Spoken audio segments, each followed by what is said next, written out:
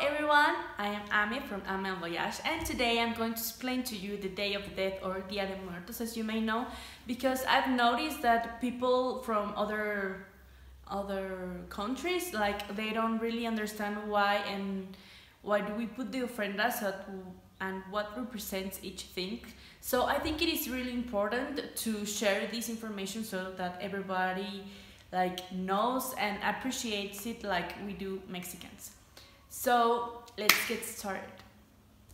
First of all, we put the flower of cempasúchil, and this flower represents, well, it's not like a representation, it's more like a way to guide our souls into the ofrenda. And it is because of the strong scent that they have that the souls can, smell it, and they can arrive to our ofrenda with no problem. Normally there's like a cross in the door of each house, and next to the cross there's this thing that is black thing that is it's called copal, and this thing it gives smoke, and this smoke is to purify the room so that souls can enter with no problem.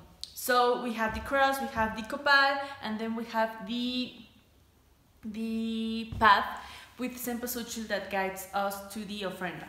And the ofrenda, there's a lot of types of ofrenda in a lot of regions of Mexico, but this one I think is the most common one, that is with 3 floors. So the first floor, it represents the hell. The second one, it represents earth, and the third one, it represents heaven. There's a lot of different types and elements in the ofrenda. These ones I have, but I will tell you another ones.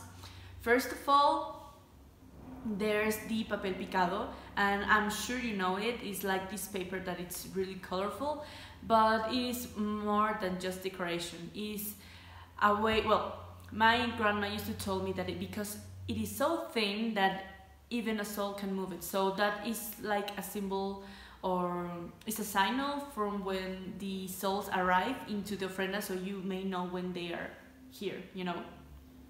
And then we move on to the skulls of sugar. They are made of sugar or chocolate. I don't really remember why they use them, but I use them as decoration.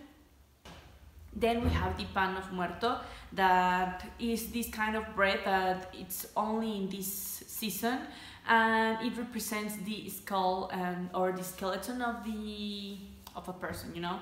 It's like the forms of the bread, they represent the skeleton, and it is so tasty and so cool. There's a lot of elements, they're more like symbolic. There's the glass of water that it represents because people believe that they made a long journey, so they will most be thirsty. So we put them a glass of water so they can be refueled. There's salt so that you can purify the soul of your loved one. And what else? A mirror. I think a lot of people use mirrors so they can reflect the souls. I don't know the right information of that element, but I know that there's always a mirror. And of course, the photo of your loved one. The photo of your loved one, it depends in the ofrenda, it could be in the bottom or in the top of the ofrenda.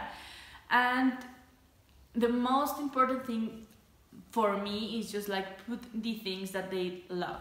So that's why Mexicans do these ofrendas, because it's we believe that one day in the year our loved ones came here to visit us and to enjoy family time and everything, so we put their dishes they love the most so they can enjoy them.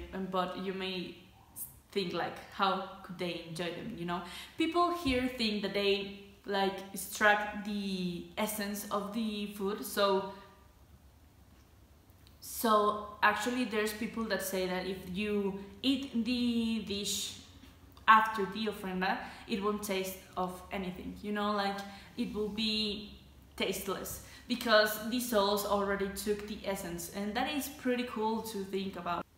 You know, I wanted to make this video so that everyone like knows a little bit about our traditions and about the information about the ofrenda, because honestly before I didn't like really care about this tradition until last year. I went into an exchange, as you may know, into France, and in one of my trips in Morocco I met my friend Julia from Brazil, and she asked me if I could like explain Day of Death.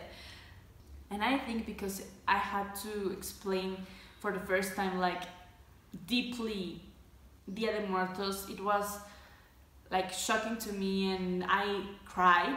I started crying because it was so beautiful, and I realized that it's a really beautiful tradition, and that it's about love. It's not about like celebrating death or whatever. No, it's to give love to your loved ones that they're not here anymore, and that to feel close a little bit more.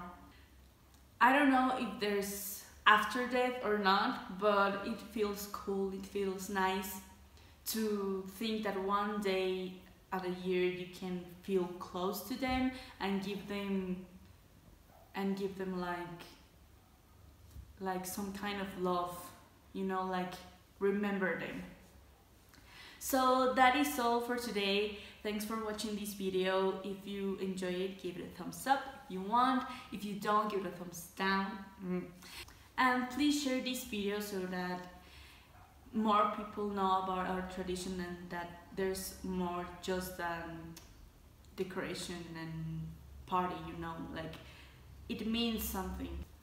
Also follow me on my Instagram and Facebook. I usually do the posting in Spanish, but I did it in English so that everyone can understand. And I'll see you in my next travel, in my next video. Bye!